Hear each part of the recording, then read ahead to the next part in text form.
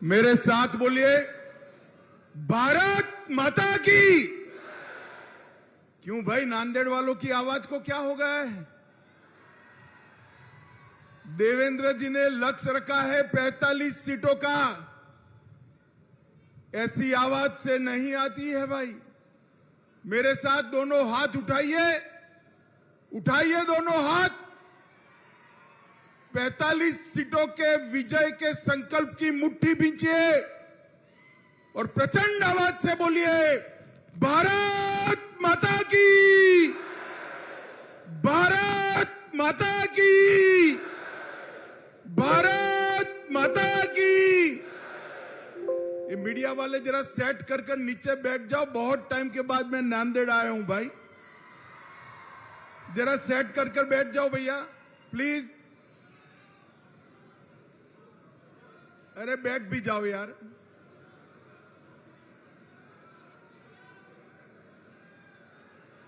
बैठ जाओ, बैठ जाओ।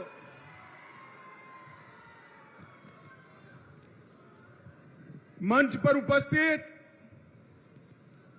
महाराष्ट्र के दिग्गज नेता, जिन्होंने अपने मुख्यमंत्रित्व के काल में महाराष्ट्र को देश में एक नंबर पर लाने के लिए बहुत बड़ा प्रयास किया, ऐसे हमारे नेता श्री देवेंद्र फडणवीस जी, महाराष्ट्र भारतीय जनता पार्टी के अध्यक्ष भाई चंद्रशेखर बावनकुळे जी, श्री भगवतराव कराड़ जी, आज जिनके निमंत्रण पर मैं आया हूं, ऐसे प्रतापराव पाटिल चिखलीकर जी,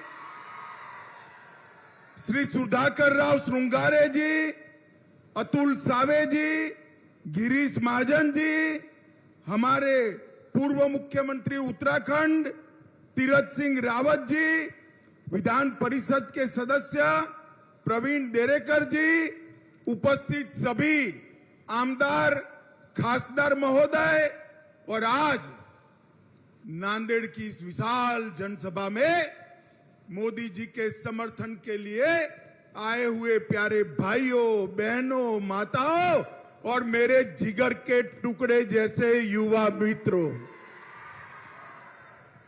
सबसे पहले मेरे साथ शिवाजी महाराज के नाम का जयकारा लगाएंगे।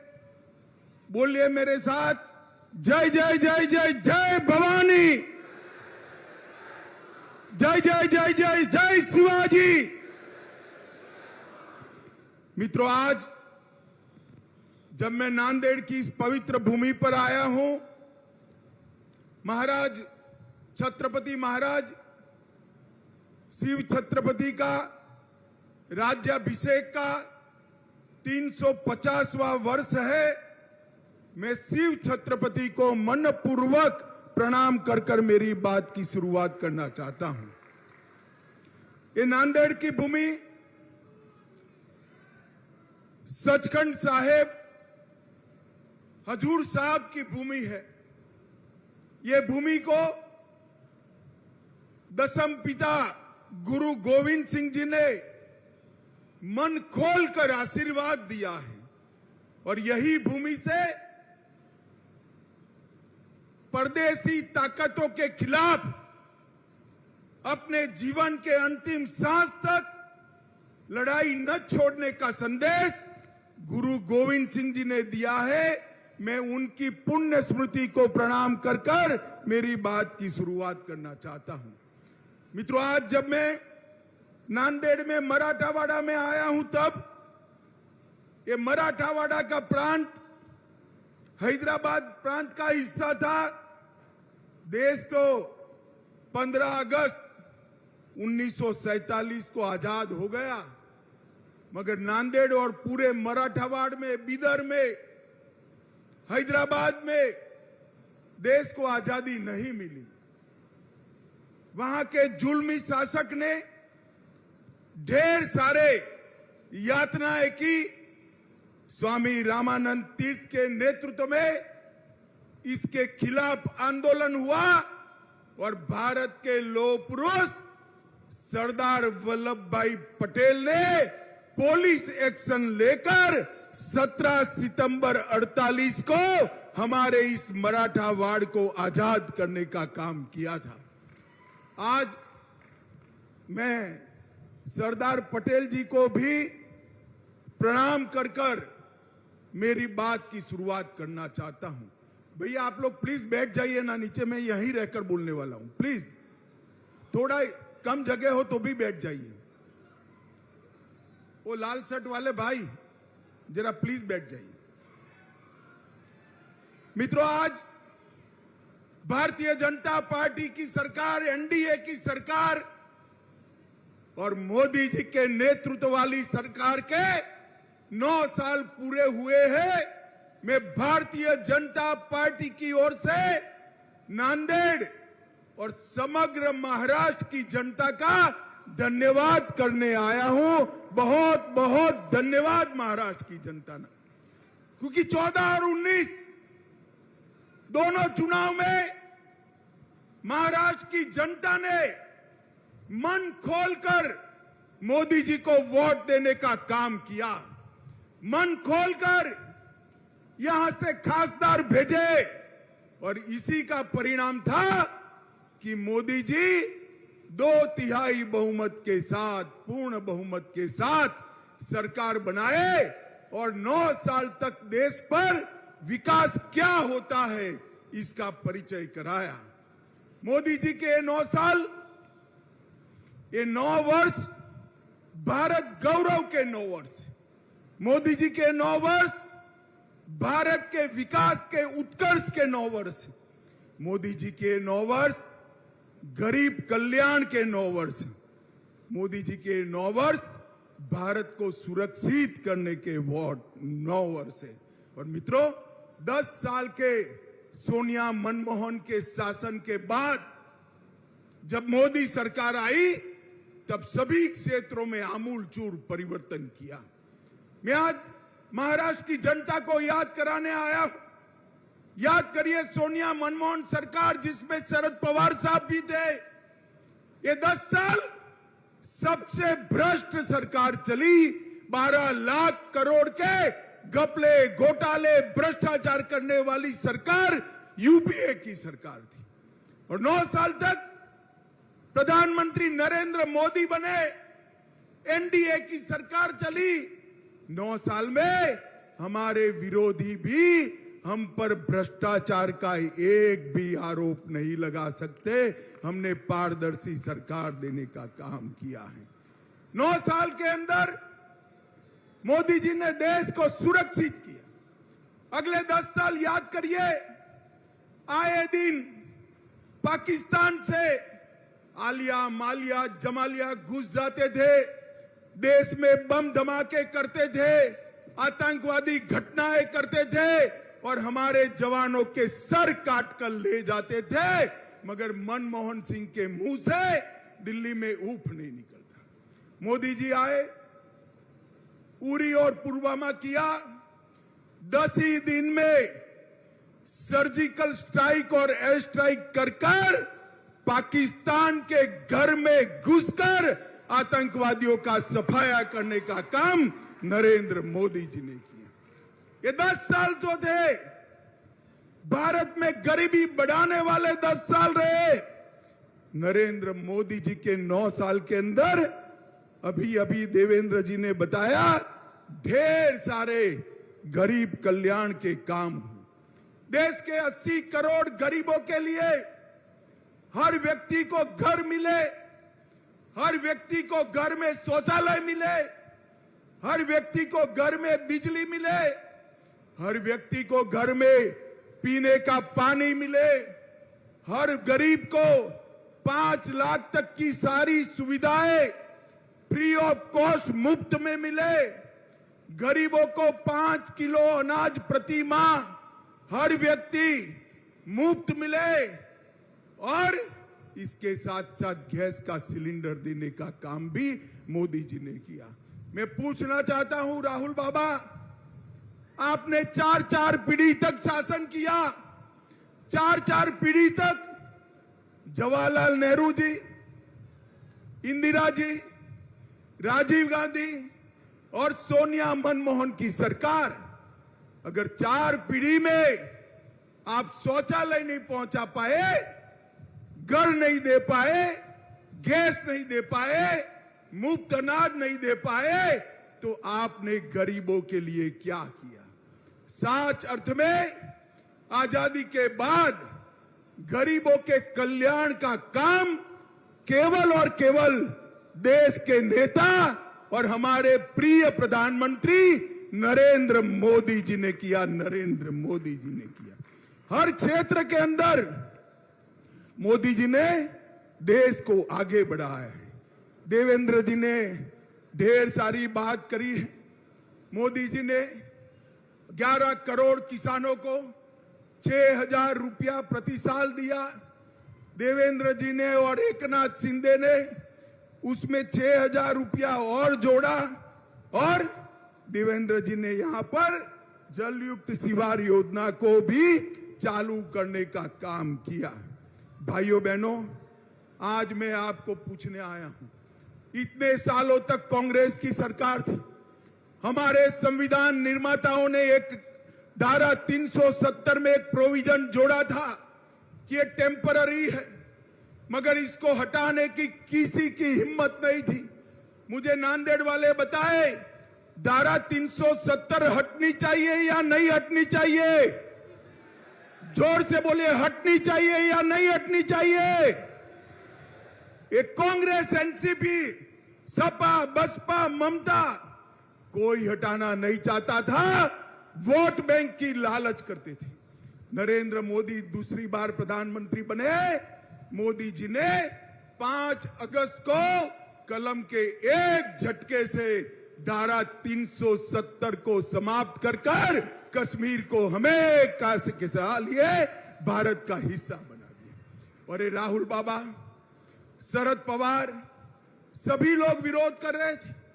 कहते थे आसाम में, कश्मीर में खून की नदियां बह जाएगी। राहुल बाबा, खून की नदी छोड़ो, किसी की कंकर चलाने की भी हिम्मत नहीं हुई है, कंकर चलाने की। ये नरेंद्र मोदी सरकार है। माताओं, भाइयों, बहनों, मुझे बताओ, अयोध्या में प्रभु श्री राम का मंदिर बनना चाहिए या नहीं बनना चाहिए? अरे जोर से बोलो, बनना चाहिए या नहीं बनना चाहिए? काशी विश्वनाथ कॉरिडोर बनना चाहिए या नहीं बनना चाहिए? सोमनाथ का मंदिर फिर से सोने का बनना चाहिए या नहीं बनना चाहिए? कांग्रेस के शासन में कुछ नहीं होता था। नरेंद्र मोदी जी ने बाबर ने तोड़ा हुआ वो राम मंदिर फिर से पुनः प्रस्तापित किया। ये राहुल बाबा, मैं भाजपा का अध्यक्ष था, मुझे ताने लगाते थे कि भाजपा वाले कहते हैं मंदिर बनाएंगे मगर तिथि नहीं बताते हैं।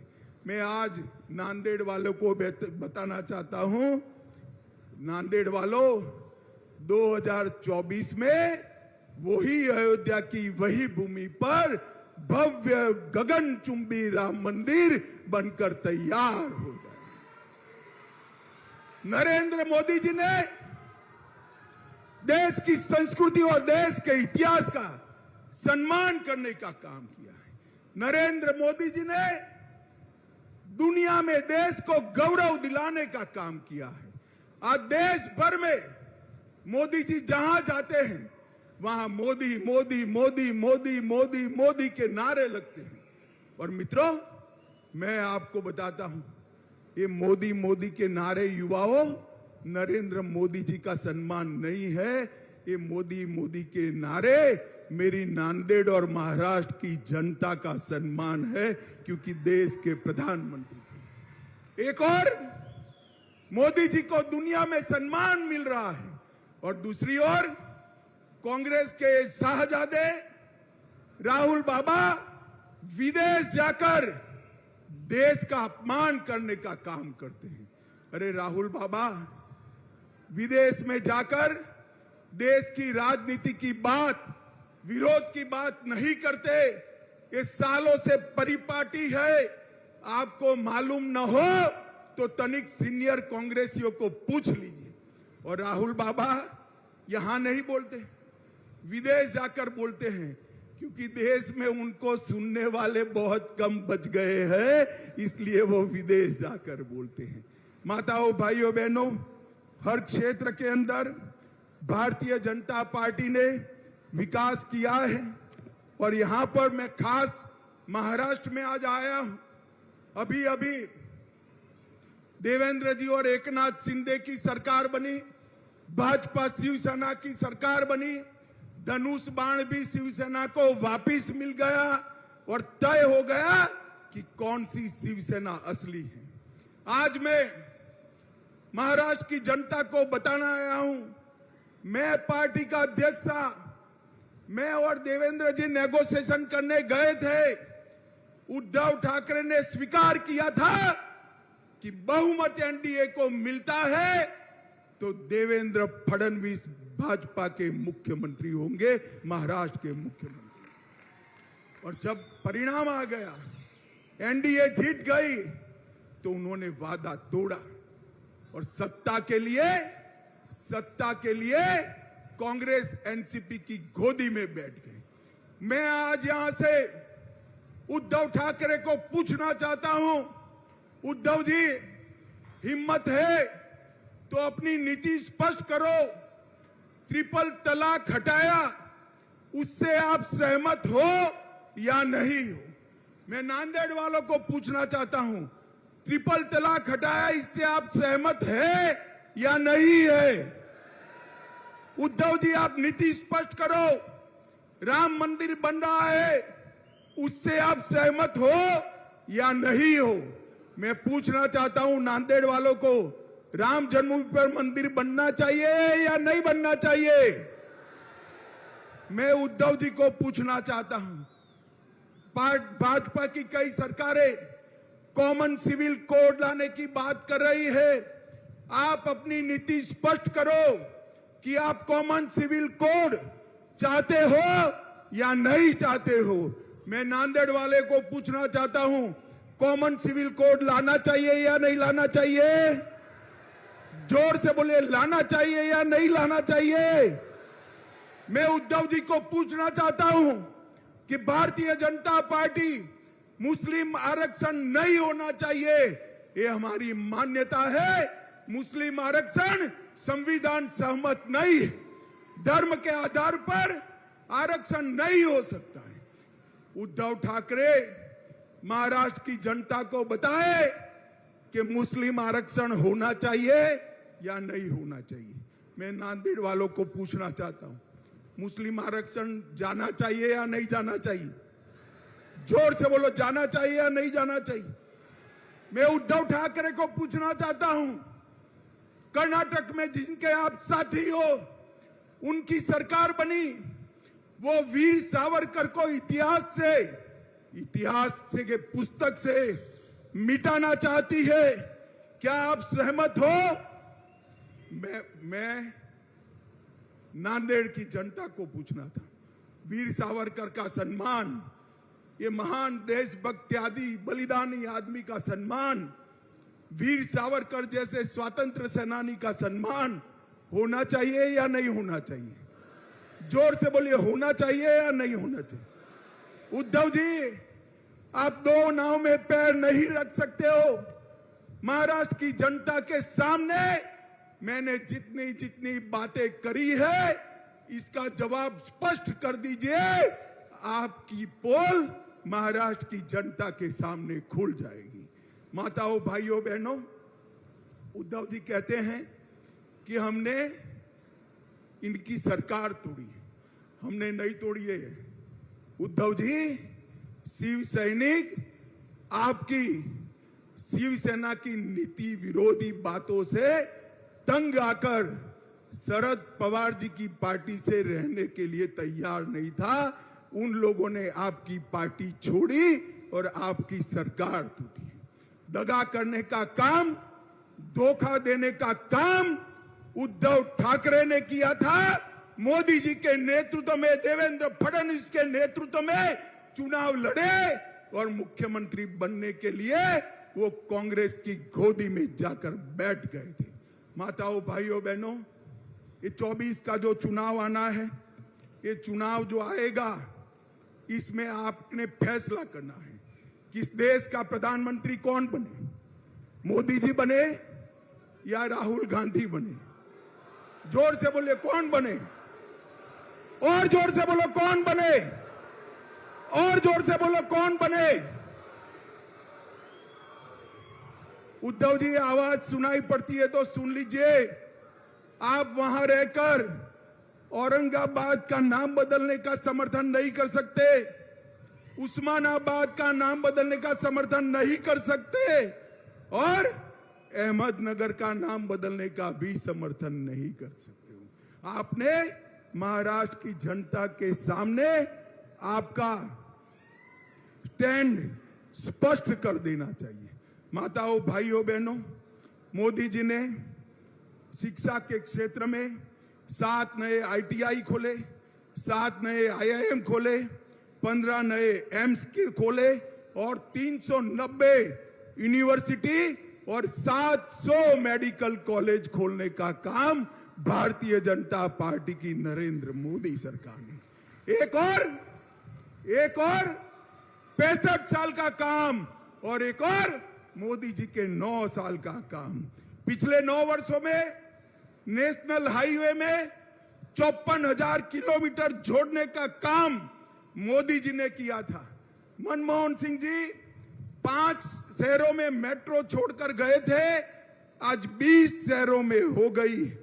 17 नई वंदे भारत ट्रेन शुरू हो चुकी है। यहां नांदेड़ साहब है, प्रताप राव ने कहा है वंदे भारत शुरू करना, मैं जाकर जरूर रेल मंत्री से बात करूंगा। 74 नए हवाई अड्डे खोलने का काम मोदी जी ने किया है। 11 करोड़ किसानों को किसान सम्मान निधि, जल जीवन मिशन 1.5 करोड़ घरों में पहुंच चुका है। लगभग 60 करोड़ लोगों को आयुष्मान भारत योजना, लगभग 11 करोड़ शौचालय, 60 करोड़ लोगों को मुफ्त अन्न और देश में 13 करोड़ लोगों को नए गैस के सिलेंडर देने का काम भारतीय जनता पार्टी की सरकार ने किया है। माताओं, भाइयों, बहनों, स्टार्टअप की बात हो, अंतरिक्ष के लिए नई नीति बनाने की बात हो, व्यापार बढ़ाना हो, दुनिया में से उद्योग यहां लाना हो, नौकरियों के मौके बढ़ाने हो, हर क्षेत्र में मोदी जी ने जो कांग्रेस 4 पीढ़ी में नहीं कर पाई वो नरेंद्र मोदी जी ने किया है। और सबसे बड़ा काम किया है, मोदी जी ने हमारे भारत को दुनिया में सम्मान दिलाने का काम किया है। सम्मान दुनिया भर के राष्ट्राध्यक्ष कोई मोदी को बॉस कहता है, कोई पैर छूता है, कोई ऑटोग्राफ मांगता है, कोई उनका समय मांगता है। ये सम्मान भारत को मोदी जी ने दिलाया है। भारत का परचम समग्र दुनिया में लहराने का काम नरेंद्र मोदी जी ने किया है। और अंत में मैं एक बात कहना चाहता हूं, भाइयों बहनों, बताओ, ये हजारों की संख्या में बैठे हुए लोग, 50,000 से ज्यादा जनमेदनी है, मुझे बताओ, सबका कोविड का टीका, कोविड का वैक्सीन का दोनों डोज हो गया है या नहीं हो गया है? हाथ ऊपर करिए, हो गया है या नहीं हो गया है? एक पैसा देना पड़ा है क्या? एक पैसा देना पड़ा है? मोदी जी ने कॉफी पिलाकर सबको वैक्सीन दे दिया। और दूसरी ओर उद्धव जी ऑफिस भी नहीं जाते थे और राहुल बाबा कहते थे तो मोदी वैक्सीन है, मत लो। जब देखा कि सब लेने लगे तो रात के अंधेरे में जाकर खुद उन्होंने टीका लगा दिया। मोदी जी ने 230 करोड़ वैक्सीन के डोज देकर भारत की जनता को कोविड से सुरक्षित करने का काम देश के प्रधानमंत्री नरेंद्र मोदी जी ने किया है। भाइयों बहनों, मुझे बताओ, 24 के चुनाव को 1 साल बचा है। आप क्या चाहते हैं? मोदी जी की सरकार फिर से चाहते हैं क्या? अरे जोर से बोलो, चाहते हैं क्या? नांदेड़ से कमल खिलाकर मोदी जी के पास भेजेंगे क्या? महाराष्ट्र में 45 से ज्यादा सीटें जीतेंगे क्या? नरेंद्र मोदी जी को फिर से प्रधानमंत्री बनाएंगे क्या? तो मेरे साथ दोनों हाथ उठाइए, उठाइए दोनों हाथ और बोलिए जय जय जय जय जय शिवाजी, जय जय जय जय जय भवानी, भारत माता की, भारत माता की, भारत माता की, वंदे